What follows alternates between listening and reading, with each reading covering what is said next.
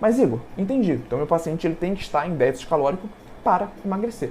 Mas eu sempre vou precisar calcular de forma minuciosa cada ponto do gasto energético?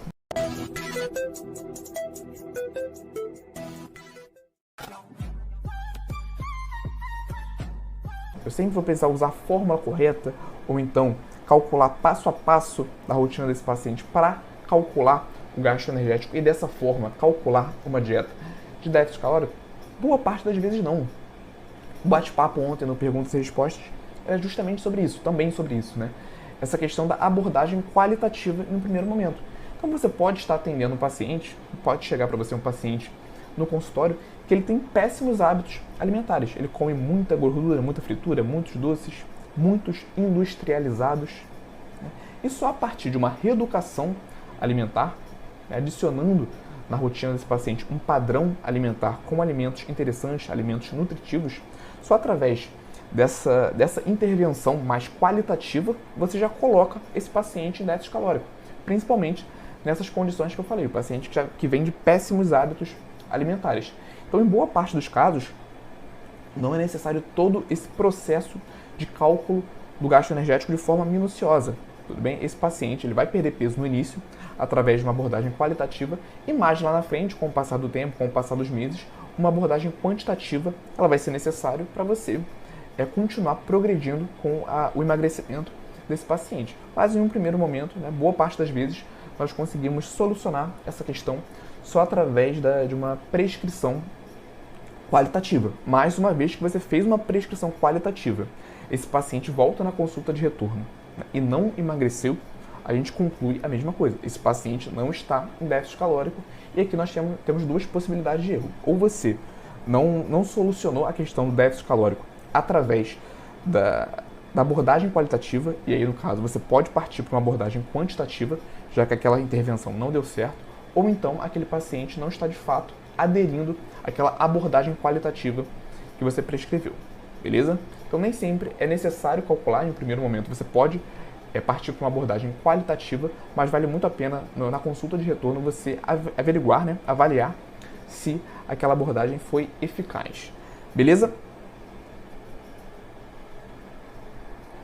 Então esse é o primeiro erro, né? O primeiro erro que acaba com os resultados de emagrecimento do nosso paciente. O déficit calórico, ele não existir ou não estar adequado para aquelas condições.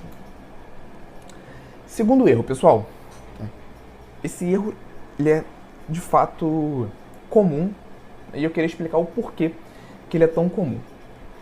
Muitos nutricionistas, inclusive leigos, hoje essa informação já é bem clara para o leigo, acreditam que apenas o déficit calórico é o necessário, apenas o déficit calórico é necessário para o emagrecimento. Eu já adiantei aqui hoje que a adesão também.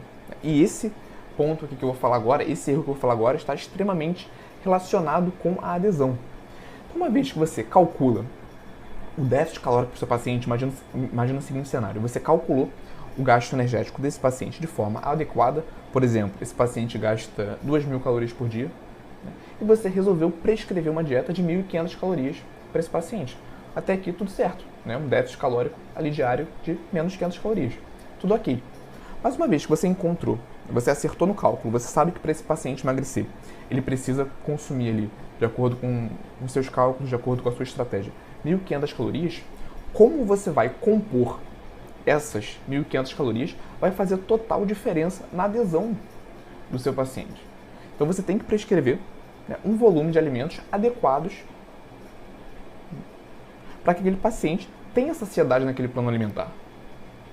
Então você pode fazer uma dieta, você pode prescrever uma dieta de 1.500 calorias, né, que tenha 3, 4 quilos de alimentos por dia, ou você pode prescrever uma dieta de 1.500 calorias que não tenha nem 1 quilo de alimento por dia. Isso está relacionado com a densidade calórica dos alimentos. Então, como você vai selecionar os alimentos que você vai compor a dieta de emagrecimento do seu paciente vai fazer total diferença, né? Dieta com baixo volume de alimentos tende a apresentar menor saciedade. E como nós estamos falando de um contexto metabólico de déficit calórico, onde a fome ela aparece com frequência, até por uma questão fisiológica, garantir uma maior saciedade para o nosso paciente é é um diferencial para aquele paciente levar aquela rotina alimentar, né, aquela dieta, para o longo prazo. Resultados expressivos de emagrecimento, eles aparecem no longo prazo, entendeu? Então, o volume de alimentos que você vai prescrever na dieta faz total diferença para a saciedade. Uma vez que você garante uma maior saciedade através de escolhas inteligentes desses alimentos, você tem uma maior adesão, uma maior sustentabilidade daquele plano alimentar. Beleza? Eu trouxe aqui um exemplo, né, que está diretamente relacionado com a densidade calórica dos alimentos. Trouxe aqui 2 alimentos tradicionais, né, brasileiros, muito presentes nas refeições maiores, no almoço, no jantar, que é o arroz branco, extremamente tradicional, e a batata inglesa. Eu trouxe um exemplo da porção de arroz branco, de 150 gramas, onde eu tenho 190 calorias. Eu trouxe aqui o exemplo da porção de batata inglesa, onde em 360 gramas eu também tenho 190 calorias. O que eu quero mostrar e evidenciar aqui? Que nós podemos prescrever para o nosso paciente 190 calorias de diferentes formas. E qual dessas 2 opções você acha que vai garantir uma maior adesão para o seu paciente? Adesão não, uma maior saciedade para o seu paciente. Certamente, a batata inglesa. O volume de alimento a ser ingerido para alcançar essas 190 calorias, ele é muito maior. Ah, Igor, isso quer dizer que eu nunca vou poder prescrever arroz para o meu paciente? Claro que não. Óbvio que você vai também prescrever esses alimentos mais tradicionais. Mas imagina o seguinte cenário, você está atendendo um paciente que sente muita fome na hora do almoço. É o momento do dia onde ele sente mais fome. Você pode alternar, né, mesclar a prescrição de carboidratos naquela refeição com uma porção de arroz e uma porção maior de batata inglesa para dessa forma alcançar aquelas calorias que você determinou, certo? Então, o emagrecimento, qual a ideia principal desse segundo erro aqui? É você entender que o emagrecimento não está só associado, né, à prescrição, à quantidade de calorias daquela dieta, mas também ao volume dos alimentos que compõem aquela dieta. Eu trouxe aqui o exemplo do arroz e da batata inglesa, mas isso também é muito aplicável para os cereais, para as frutas, né, para todos os alimentos de forma geral. Então, nós classificarmos os alimentos de acordo com a densidade calórica também é um diferencial para aumentar a adesão do seu paciente. E aqui a gente poderia falar até, fazer um gancho com prescrições para hipertrofia. Esse foi o tema da aula 81, falei um pouco sobre isso, mas é muito comum encontrarmos no consultório o paciente que tem um objetivo de hipertrofia e tem dificuldade de consumir a quantidade de carboidratos que ele precisa.